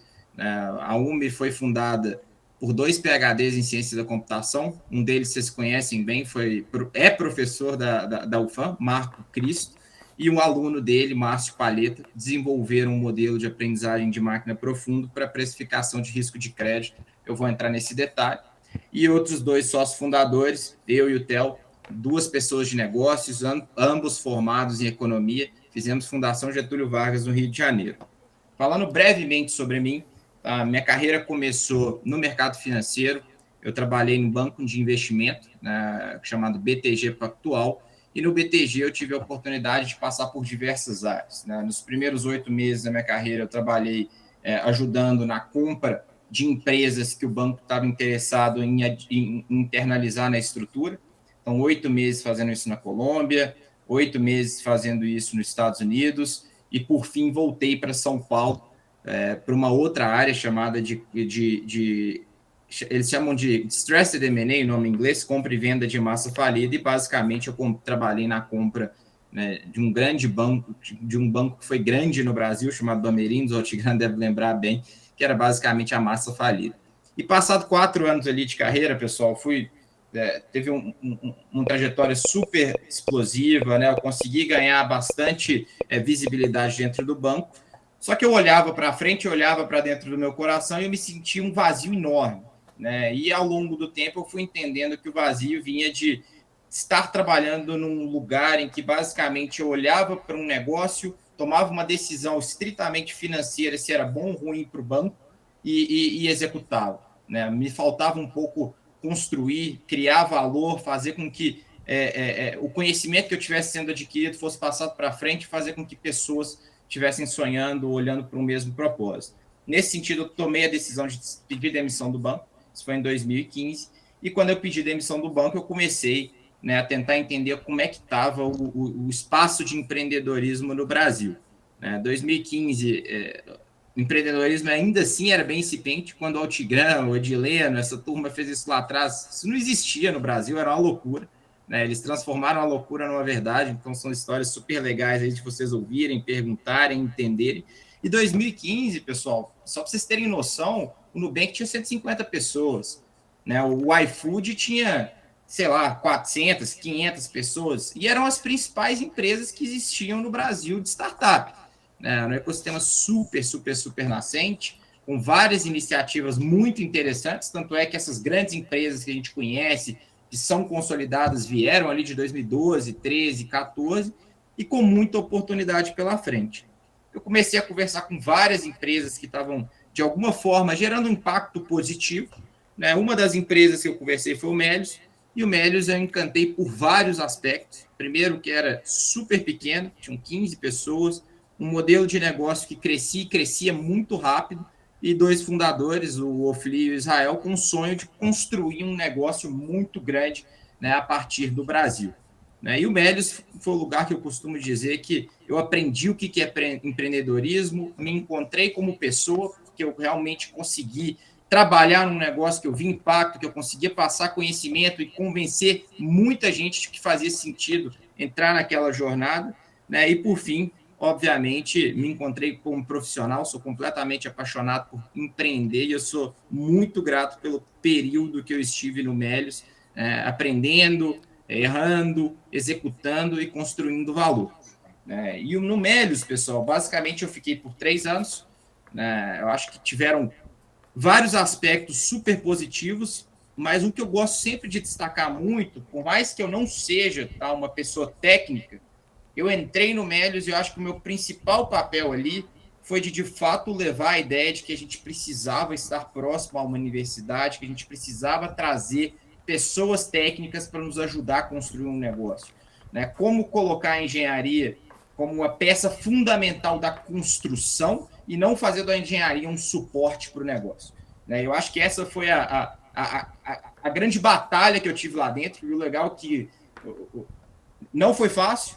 A pessoa que me ajudou muito foi o Leandro Alves, que na época era o CTO, e ele conseguiu, né, nos ajudar a convencer a começar a procurar a pessoa que seria o CTO. Tentamos o Edileno, tentamos o Altigrã, né, e o Altigrã e o Edileno acabaram apresentando aí o Arilo, e a história vocês conhecem bem. Né? Então, eu acredito muito nessa formação de empresas a partir da universidade, com a formação técnica sólida, com entendimento, né, profundo de como resolver os problemas. e isso vem dando super certo no mundo há vários anos, e eu fico muito feliz de ver isso sendo reproduzido no Brasil. Então, eu fiquei no Melius por 3 anos, saí do Melius com o sonho de construir uma própria empresa, ver um negócio nascente, né, e realmente construir uma cultura do zero. Né? Eu aprendi bastante sobre o BTG, que é uma empresa que tem uma cultura muito forte de entrega, meritocracia, e vivenciei a cultura do Melius, que tinha um lado humano muito forte. Né? Eu achava que tinha componentes interessantes ali para construir um negócio, né? Fazer as pessoas acreditarem no sonho e criar um business, né, que impacte milhões e milhões de pessoas na América Latina. E basicamente o que eu tinha em mente durante esse período de construção e de entendimento que eu iria fazer era o seguinte: né, no Melius eu fui responsável por uma divisão que chamava lojas físicas. E basicamente nesse negócio, né, o principal objetivo era prover cashback para supermercados, postos de gasolina, né, varejistas em geral, ter acesso às informações e usar essas informações para remunerar o dado. E como eu tive acesso a essa cadeia do varejo durante muito tempo, eu percebi que existiam muitos problemas gigantescos para serem resolvidos na cadeia do varejo, que poderiam eventualmente utilizar as informações disponíveis para produzir soluções de grande impacto. Né? Isso é uma verdade, pessoal, desde a área de logística, da área de compras, da área de crédito, seja para a empresa, seja para o consumidor final. E nesse sentido, eu comecei a conversar com várias pessoas que estavam, de alguma forma, trabalhando com varejo, trabalhando com dados para resolver problemas complexos. Uma das conversas que eu fiz foi um reencontro. Né? Eu conversei com o Marco Cristo. O Marco Cristo é professor da UFAM, tem um doutorado em ciência da computação com meu pai, então a gente já se conhece a longa data. E quando eu conversei com o Marco, ele me apresentou e discorreu um pouco sobre um projeto que ele estava fazendo junto com o Márcio Palheta, aluno de doutorado dele à época, de construção de um modelo de aprendizagem de máquina profundo para precificação de risco de cartões. Mais interessante que a construção do modelo na academia foi que eles pegaram esse modelo e testaram no maior varejista do norte do país, para vocês um grande conhecido, a Bemol, com resultados excepcionais. Né? Basicamente, eles estavam conseguindo aumentar o lucro, quanto sobra para a Bemol no final do dia, entre 20% e 25%. E quando o Marco me contou essa história, né, eu fiquei super animado. Falei, cara, parece que tem uma oportunidade muito interessante aí. Né? Crédito no ponto de venda, crédito no varejo, move a economia brasileira, é um mercado gigantesco. Eu gostaria muito de ir mais a fundo, entender um pouco como é que essa construção foi feita, conhecer o pessoal da Bemol, para a gente realmente entender se existe um ângulo para as coisas acontecerem. Eu estou contando a história da forma bonita, né? Mas a verdade é que tem vários percalços, vários solavancos, né? De entender como é que essa organização seria feita, o que faria sentido para todo mundo. Mas eu acho que o mais importante durante todo esse processo é entender o seguinte: existe um problema grande o suficiente para ser resolvido para investir os próximos 10, 20 anos da sua vida. Né? Esse é um problema que você é apaixonado por ele, porque no final do dia você vai ficar ali um tempo todo pensando naquele negócio, em como resolver. Né? E uma vez que você tem essas respostas claras, entender se possivelmente existe um mercado que faz sentido, então que seja grande o suficiente para o tamanho do sonho de cada um de vocês, e aí sim se preparar para construir uma empresa. E basicamente o que eu, Marco e o Márcio fizemos foi começar a entender, começar a conversar com as pessoas. O Marco me apresentou para o Denis Minervi. O Denis Minervi hoje é o CEO da Bemol. Né? Ele é investidor, mentor, ajuda a gente pra caramba na construção desse negócio.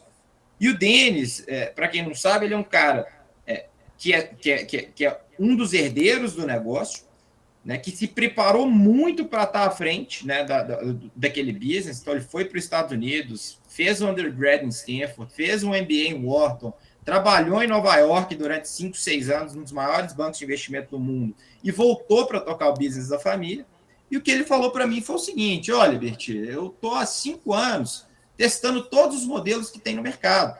O modelo que foi desenvolvido aqui no FAM pelo Marco e pelo Márcio tem resultados expressivamente melhores, e a gente sabe o tamanho do impacto que esse negócio gera no nosso business.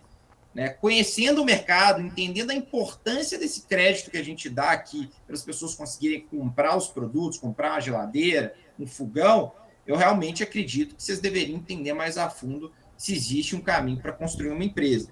Né? E aquilo ali foi uma consolidação do que eu e o Márcio já estávamos conversando. Né? Existe um mercado, é grande, um problema muito latente para as pessoas, que é ter acesso a dinheiro para conseguir fazer uma compra, muitas delas de necessidade, e com possibilidade de impactar muita gente. Né? E basicamente ali foi o primeiro ponto de decisão que a gente tomou de realmente olhar esse mercado com cuidado e investir bastante tempo para realmente decidir se a gente iria ou não construir essa empresa. E o que é o legal disso tudo, né, pessoal? Um projeto, né, saído exatamente do lugar que vocês estão, né, da academia, trabalhada com um professor, um valor grande, né, não só no sentido de construção acadêmica, mas impacto real, né, na economia, e aquilo ali tudo foi um embrião para a gente construir o que a gente está construindo hoje. A partir dali, a gente basicamente reforçou o time, chamei o Theo, que era um amigo e que tinha uma experiência grande nesse mercado que a gente está atuando, foi sócio de uma grande gestora de investimento no Brasil, chamada Bogari Capital, e basicamente o que a gente fez ali foi o seguinte: vamos testar esse modelo em todos os varejistas que a gente conseguir a nível Brasil e vamos ter clareza se realmente esse mercado é um mercado que a gente vai investir os próximos 10, 20 anos das nossas vidas. E eu estou falando isso porque realmente é um investimento, é uma decisão de se agarrar naquele problema, ver se você agarrou naquele problema, é ele que você tem que resolver. Né? E por mais que existam vários outros problemas organizacionais, no final do dia, você tem que sempre voltar a gerar valor para o cliente final. Né? E a gente prestou serviço nesse período para o Banco Carrefour, Riachuelo, Le Biscuit, Renner, enfim, a gente teve acesso, pessoal, prestando serviço de modelagem, né, a mais de 10 milhões de CPFs. E basicamente o que a gente fazia nessa época era o seguinte: olha, eu vou te vender um modelo, esse modelo vai utilizar as informações que você já possui para melhorar a capacidade de discriminar, de separar quem são os bons e maus pagadores. Assim você vai conseguir acertar mais, dar mais crédito, né, e todo mundo sai com um compromisso super razoável. E quando a gente foi vendendo esse modelo, a gente foi tendo acesso à informação, que eu acho que era a parte mais importante daquele processo. E a informação foi fundamental para nos dar um parecer muito claro e tangível do tamanho da oportunidade que estava diante das nossas mãos. Falando um pouco do nosso mercado, que a gente teve a oportunidade de aprender, não só olhando para os dados, mas estudando desde quando vem esse negócio. Crédito no ponto de venda começou no Brasil em 1950, com a Casas Bahia. Né? A partir do momento que o Samuel Klein, que era o fundador, fez muito bem esse papel de concessão de crédito na Casas Bahia, teve ali no final da década de 80, começo dos anos 90, um boom muito grande de expansão desse tipo de serviço para vários outros varejistas. Né? Então você vai, tem Bemol, Renner, Riachuelo, Carrefour, todos esses dão esse tipo de crédito. Né? E quando a gente for olhar o tamanho da oportunidade, eram 250 bilhões de reais, né, com mais de 60 milhões de pessoas usando esses créditos todo santo ano. Né? E aquilo ali nos chamou muita atenção, né? E a gente realmente começou a ficar cada vez mais animado, né, de realmente construir uma empresa para investir os próximos 10 anos das nossas vidas. E durante esse processo, pessoal, o que foi muito importante foi a realização de, basicamente, 2 grandes blocos. Primeiro, olhando as empresas que prestam serviço hoje, tá? Todos esses varejistas que a gente falou, todo o tipo de crédito que eles concedem, eles estão 30 anos atrasados, 40 anos atrasados em termos de tecnologia, em termos de ERP. Quando fala aprendizagem de máquina, infraestrutura de dados, daí eles não têm quase que nada. Então, existe uma oportunidade real de, na escala, ter uma utilização, uma infraestrutura para guardar esses dados, uma vez que esses dados estão bem armazenados, utilizar a aprendizagem de máquina em cima para extrair o máximo valor. Né? Então, essa é a visão que a gente tem desde o primeiro dia, é a visão que a gente está tentando consolidar com a construção do time, trazendo pessoas para nos ajudar a construir essa infra e, em cima disso, todo o nosso conhecimento de aprendizagem de máquina.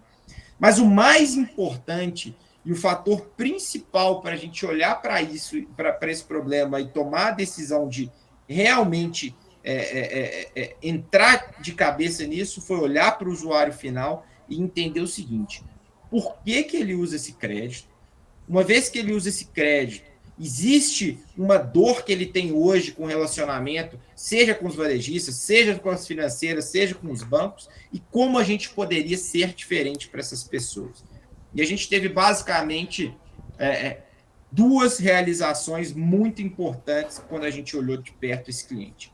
Primeiro, até então, a relação que era criada entre os bancos, entre as financeiras e entre os grandes varejos com esse cliente era uma relação muito transacional.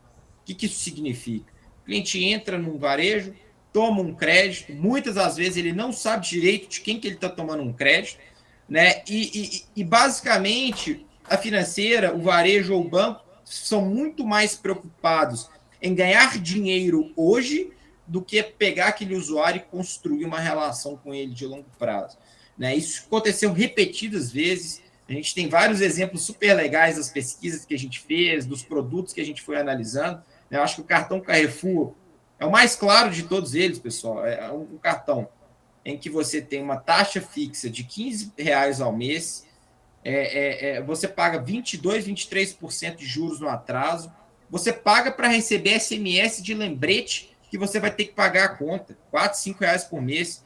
Se você ficar um dia atrás, você paga 10%. Então, assim, era exatamente o que a gente queria fazer o contrário. Né? E a gente viu uma possibilidade muito grande de reconstruir essa relação, olhar para esse usuário, entender os problemas que ele tem com o relacionamento com o dinheiro e possibilitar construir uma relação de longo prazo com ele. Então, mudar essa lógica de eu quero fazer dinheiro hoje para a lógica do seguinte: olha, eu tenho pouca informação para entender de fato quem você é, mas a gente vai construir uma relação e à medida que essa relação for construída, eu vou possibilitar que você tenha acesso ao melhor crédito do mercado. Tá? Então, essa foi eu acho que o ponto alto ali para a gente tomar a decisão e realmente olhar, né, para esse problema com um carinho enorme e com a possibilidade, né, de fato gerar esse impacto na vida das pessoas.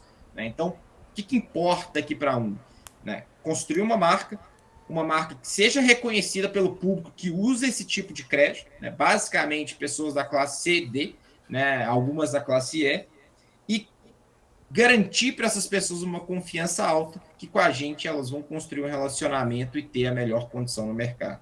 Né? A gente nasceu com a missão de tornar o crédito acessível de forma simples, transparente e possibilitando que ao longo da vida as pessoas tenham uma melhoria na condição financeira. É uma missão extremamente complexa para o mercado que a gente está trabalhando, com vários desafios na tomada de decisão do dia a dia. Exemplo simples, a gente pode escolher ganhar dinheiro hoje, vis-à-vis a investir no cliente. Mas dado que a gente tem muito claro onde a gente quer chegar, a gente sempre olha para o cliente e entrega a melhor condição possível para ele naquele momento. Né? E isso tem feito, né, que tem possibilitado que a gente cresça e cresça de uma forma muito, muito, muito rápida. Né? A gente está com parâmetros dos clientes muito, muito altos. Tá? Então, a métrica que a gente olha aqui é NPS, vocês podem buscar, chama Net Promoter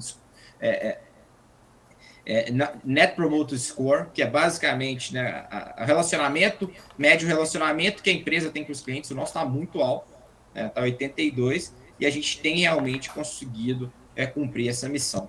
Então, só para dar um resumo para vocês, a gente está com 50 mil usuários, né, a gente já deu 35 milhões de reais de crédito, a gente vai finalizar esse ano com 250 mil usuários e com mais de 150 milhões de reais de crédito concedido. Né? Então, é realmente uma construção em que a gente procurou um problema real, entendeu esse problema e as responsabilidades que a gente tem com a entrega das soluções e está colocando tecnologia em cima para realmente entregar, né, um negócio diferente para o mercado. Então, esse é um pouco da minha história, um pouco da história dos meus sócios e o que a gente está construindo aqui com a UNO. Obrigado, Bertier. Só para puxar o gancho aí da aula, vocês viram que a última coisa que ele falou aí foi aquele negócio de projeção de vendas que a gente conversou, né? Não terminou o ano, mas ele projeta que até o final do ano ele vai ter 250 mil clientes, está com 50 mil agora. Isso é aquela história de projeção que a gente já viu, que é importante ter, né?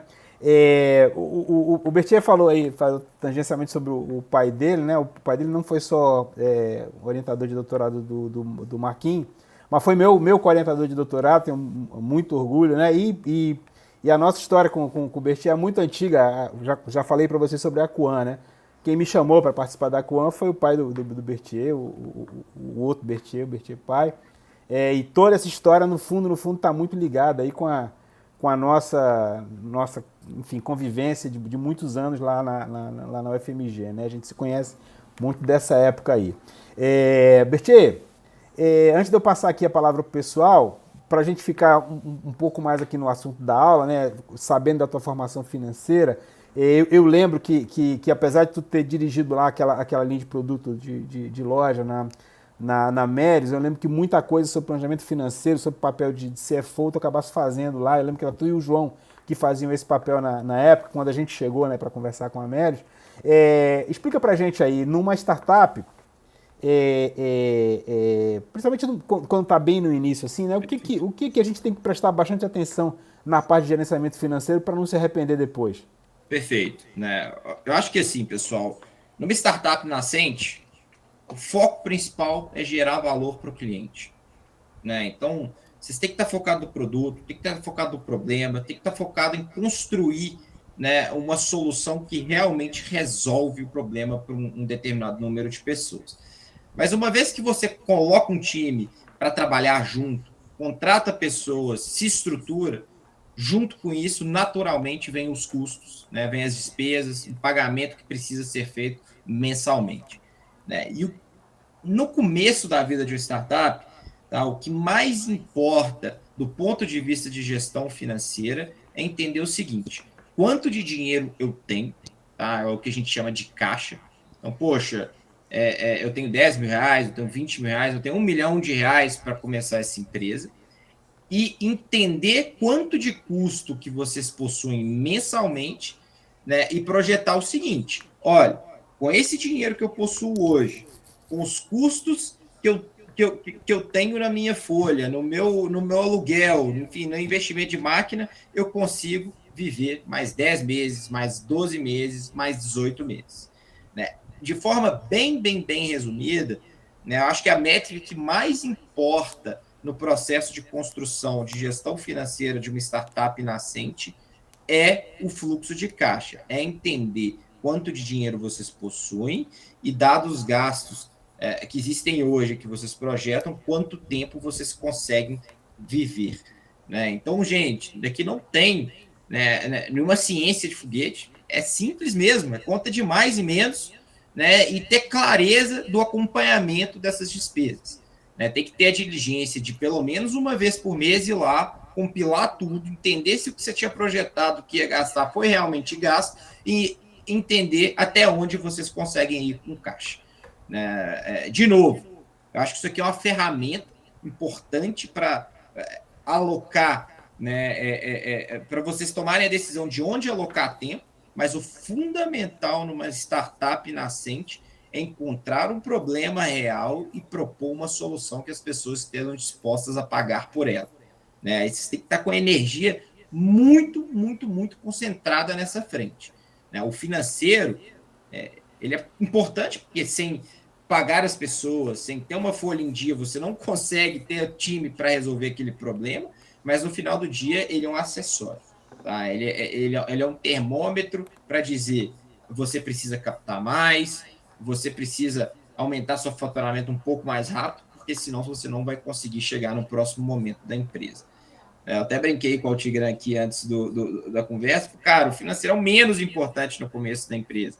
É óbvio que isso vai ganhando complexidade, mas ele precisa ainda assim ser olhado, porque sem esse negócio em dia, né, entendendo quanto dinheiro você tem, quanto de dinheiro você está gastando, até onde você consegue, né, tocar a empresa naquele cenário, você acaba não conseguindo, né, construir um produto que faça sentido. Então, a gestão financeira é basicamente aqui mais um instrumento importante para entender aí quanto tempo vocês possuem para provar, né, que o problema que vocês estão resolvendo é real e que tem pessoas dispostas a pagar pelo produto. Valeu, Bertier. Eu vou abrir aqui para a pergunta do pessoal. Se eles não tiverem mais perguntas, eu tenho aqui. Eu vou tentar fazer com que eles façam diretamente a pergunta. Se não conseguir, eu repito aqui. Só um minutinho. Tá bom, combinado. Pessoal, perguntas aí pro Bertier? Sem timidez. Eu não sei, eles estão aparecendo tudo aqui na minha listinha. Não sei se eles estão assistindo Big Brother agora. Talvez estejam. Opa, Pedro. Boa noite. Eu queria perguntar Oi, sobre, Pedro. sobre a experiência dele de tentar convencer, Pedro, eu não tô te de ouvindo, tentar cara. Não sei se sou convencer. eu. Bertier, tu tá me ouvindo, né? Também não ouço. Não tá? Também não ouço ele. Peraí. Te ouço, não ouço ele. Sim, ele Vamos não lá, está Pedro, fala ouvindo o de senhor, novo. professor. Eu Rapaz, eu queria acho que eu que tô perguntar com problema aqui. Tu tá me dele. ouvindo, Bertier? Tá, agora eu tô te ouvindo. Pedro, fala de novo aí, vamos ver. Pois é, eu queria perguntar dele Ô, o quão Pedro, difícil foi, né, ele tentar tá convencer as falando? pessoas e as empresas, as pessoas e as Putz, empresas do tá bem valor e da baixinho, hein, necessidade Pedro? de você ter uma área de TI para Peraí, poder deixa eu fazer ver aqui o o meu som. gerenciamento financeiro da Só um empresa. pouquinho. Tan, tan. Pô, eu devia estar ouvindo, cara. Deixa eu ver aqui. Vamos tentar de novo, Pedro. Pode falar aí. Putz, não tô te ouvindo. Ah, oi, Pedro. Agora sim, Pedro. Pode falar.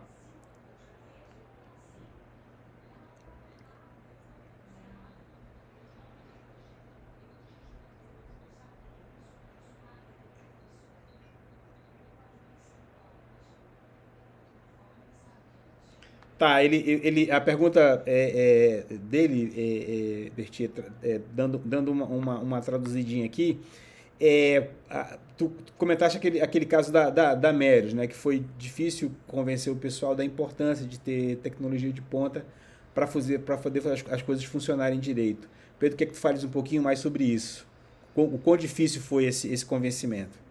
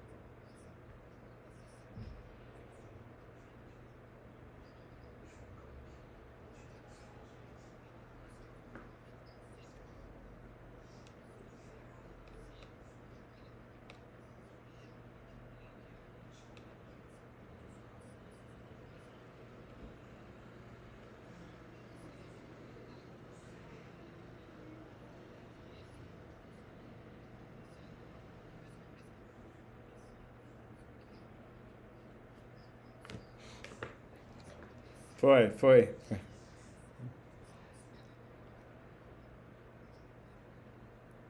O Arilo contou pra gente numa outra aula dessas aí, ele falou sobre um pouquinho sobre essa história. Que foi muito rápido, né, realmente.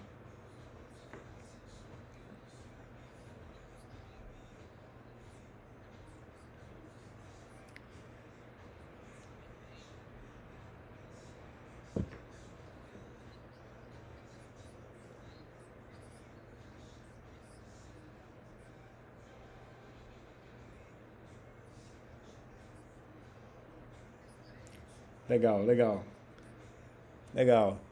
Pessoal, mais perguntas aí pro Bertier?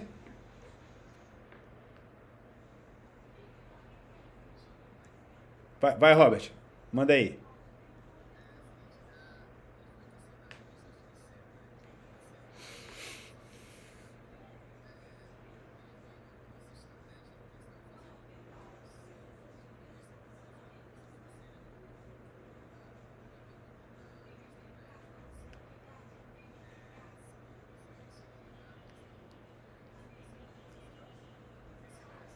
Aham, entendi. No caso da Mary, está falando? Tá, tá. Tá,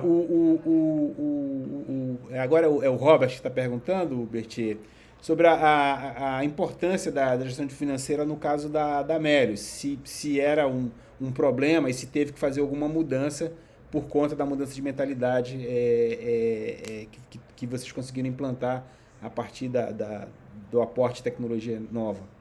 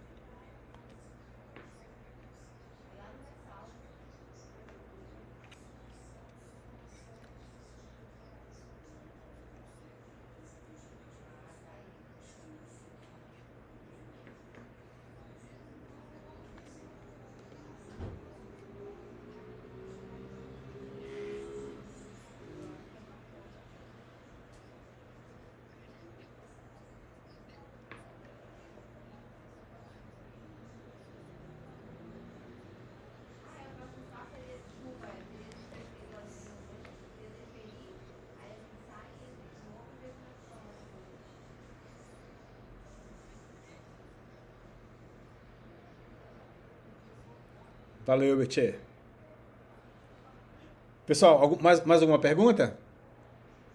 A gente já está chegando aqui no finalzinho, temos mais 13 minutos aqui para a gente segurar o Bertier até às 11, horário dele. Pedro, de novo, vamos lá. Manda aí.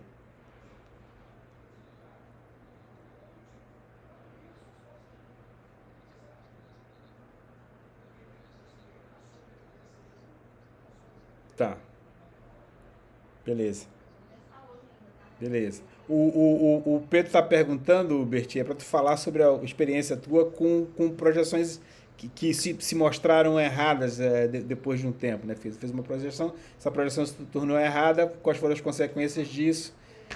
Para tu falar um pouquinho sobre isso, por favor.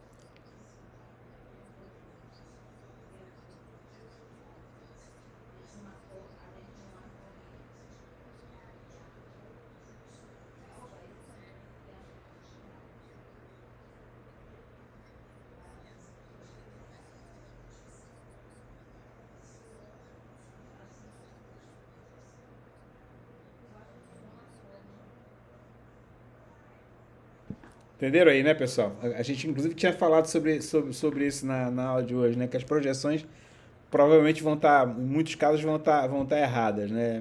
Mas precisam ser feitas assim mesmo, né? Bertier, vou fazer aqui a última pergunta antes de tu despedir do pessoal. Na semana que vem, a gente. Na semana que vem não, na semana depois da próxima. Semana que vem a gente tem prova. Mas na semana depois da próxima, a gente vai conversar com a Sulien Almeida, que é lá consultora da Monax, né? Uma das partners lá da Monax. E eu convidei ela para falar para a gente, que a aula é justamente sobre a parte de captação de recursos, né? Eu sei que vocês acabaram de passar por uma rodada muito bem sucedida de captação de recursos. E eu queria que tu explicasse rapidamente para o pessoal o que os investidores querem ver com relação à gestão financeira de uma empresa para poder fechar um deal, fechar um investimento.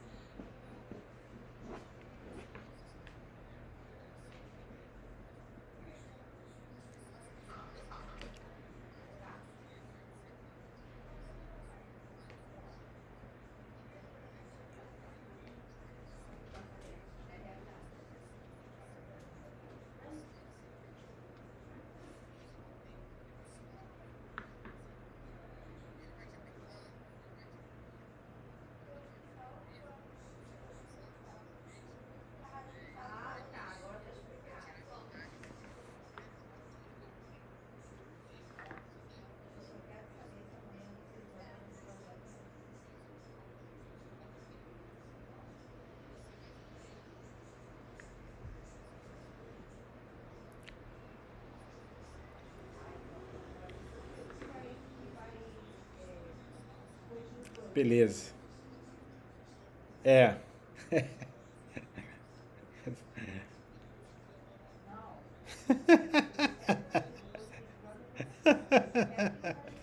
Legal, Bertier, legal. Ó, muito bacana. Pessoal, bom, é melhor a gente interromper para não passar do horário aqui. Olha, muito obrigado mesmo, viu, Bertier, pelo teu tempo aí. Acho que foi super bacana.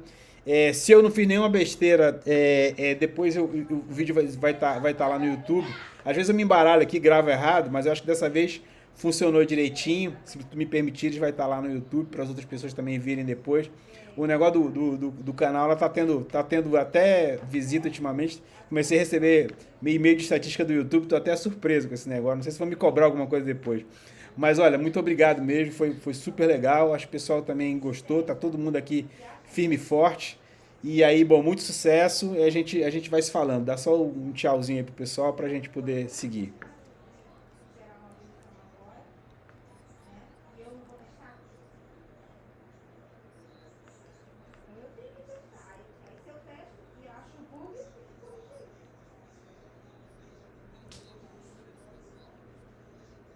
Valeu, um abração aí, boa noite. Tchau, até mais. Muito bem, pessoal. Próxima aula, a gente vai ser a nossa primeira avaliação, né? A avaliação é totalmente objetiva, devem ser aí, tipo 10 questões, as questões são sorteadas aí aleatoriamente. E aí então isso vai ser hoje é dia 8, né? No dia 15, não é isso? Acho que é isso, dia 15. E no dia 22 a gente volta com as aulas normais. Tá bom? Então muito obrigado aí, boa noite. Obrigado pela presença. A gente vai se falando aí pelo Discord. Até mais.